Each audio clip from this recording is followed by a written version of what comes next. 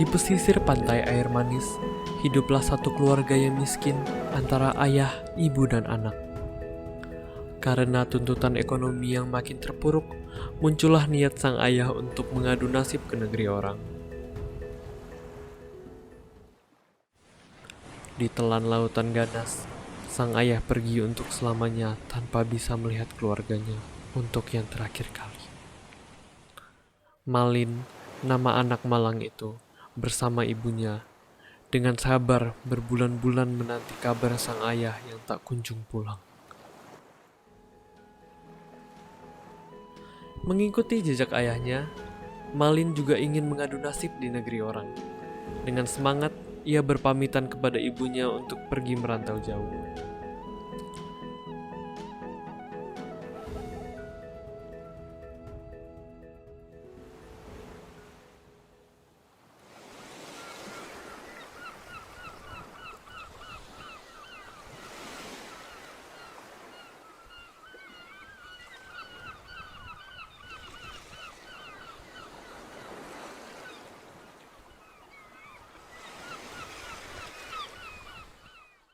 Namun, seperti ayahnya pula, kapal yang ditumpanginya terjebak badai dan berakhir tenggelam di tengah laut.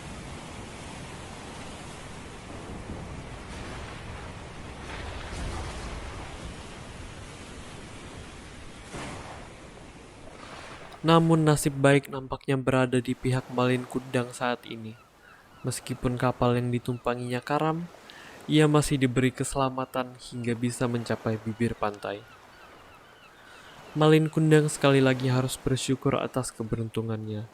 Ia ditemukan oleh warga setempat dan dirawat di salah satu rumah warga.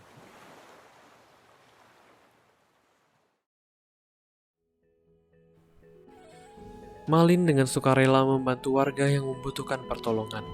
Pekerjaan apapun Malin kerjakan dengan semangat sebagai bentuk balas budi kepada para warga. Di suatu hari, Malin sedang membantu membersihkan perkarangan rumah seorang warga.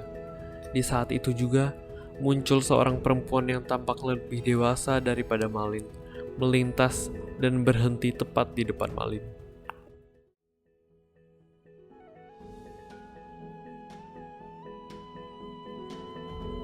Semenjak pertemuan pertama Malin dan perempuan tersebut, mereka menjadi dekat dan menjalin sebuah hubungan, hingga akhirnya mereka pun menikah.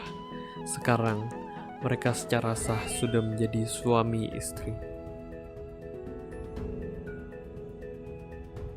Pada malam, setelah Malin dan istrinya melangsungkan pernikahan yang meriah, sang istri menawarkan Malin untuk pergi berbulan madu ke negeri yang jauh nan indah.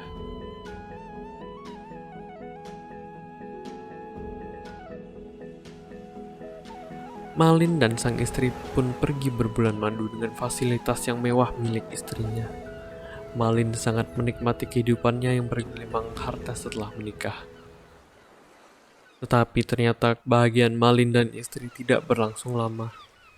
Sebab kapal yang ditumpangi mereka menabrak batu karang, hingga mereka harus singgah di pulau terdekat untuk memperbaiki kapal tersebut. Mereka pun singgah sejenak di sebuah pulau. Karena pulau tersebut jarang dikunjungi kapal, khususnya kapal yang mewah, para warga sekitar berbondong-bondong mengerubungi pelabuhan untuk melihat siapa yang singgah di kampung mereka. Seorang wanita tua yang lusuh menerobos kerumunan untuk melihat siapa yang datang. Betapa terkejutnya wanita itu saat melihat pemuda yang sangat dikenalnya turun dari kapal yang mewah. Ya, yang dilihat adalah Malin Kundang, dan wanita tersebut merupakan ibu dari Malin Kundang. Saat kerumunan sudah mereda, sembari menunggu kapal yang diperbaiki, Malin dan istrinya berjalan-jalan di pinggir pantai. Ketika mereka sedang berjalan di pinggir pantai, seorang wanita tua lusuh menghampiri mereka berdua dan menyebut nama Malin. Tetapi ia malu untuk mengakuinya karena ibunya terlihat lusuh. Istri Malin juga melihat wanita tua itu dengan penuh rasa jijik, karena merasa wanita tua itu merupakan rakyat jelata dan tak sebanding dengan dirinya. Walaupun ibu Malin berkali-kali berusaha meyakinkan Malin untuk mengakui dirinya, Malin Kundang terus menyangkal dan bersikeras bahwa wanita tua itu bukanlah ibunya. Sedih dan kecewa, perasaan yang dirasakan Ibu Malin saat itu. Ibu Malin menyerah dan berlutut menangis. Saat Ibu Malin tertunduk, awan mulai menggelap dan langit mulai bergemuruh. Kedua tangan Ibu Malin terangkat ke depan wajahnya. Ia berdoa kepada Tuhan. Ia berdoa agar anaknya diberi hukuman yang setimpal dengan perbuatannya. Hanya ketakutan yang ada di raut wajah Malin Kundang saat ini. Ia tak tahu apa yang akan menimpanya dan juga istrinya. Dengan penuh kesedihan dan hati yang berat, Ibu Malin Kundang melayangkan sumpah kepada Malin. Tuhan pun mengabulkan permintaan Ibu Malin dan melayangkan sambaran petir kepada Malin.